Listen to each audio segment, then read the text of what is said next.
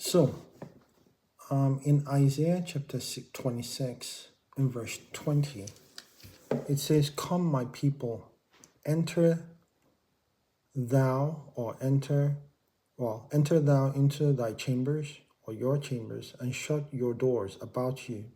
Hide yourself as it were for a little moment, until the indignation be overpast."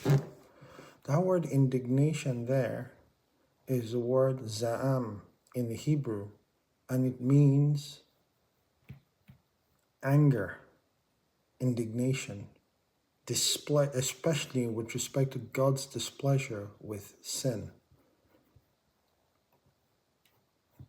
In verse 20 or 21, it says, "For behold, the Lord cometh out of his place." The Lord comes out of his place to punish the inhabitants of the earth for their iniquity. The earth also shall disclose her blood, and shall no more cover her slain. Friends, I believe in Isaiah chapter 26 and verse 20, the Bible is alluding to an event which is on the horizon, which is the rapture. And it tells us the reason why God is providing a way of escape. God is inviting people to come into a place of safety. He says, "Enter into your chambers and shut the doors about you. Hide yourself, as it were, for a little moment, until the indignation be overpast." God does not want you and I to go through the final week of Daniel. God wants everybody, if possible, to escape. But God also knows that many will be stubborn, many will be disobedient, many will be filled with unbelief. Sadly, even Christians these days are inclined to believe that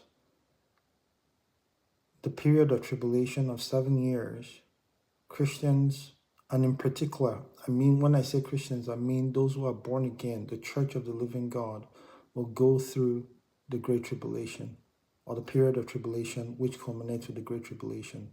But here God is saying in Isaiah 26 verse 20, "Come, my people, enter thou into thy chambers, and shut thy doors about thee.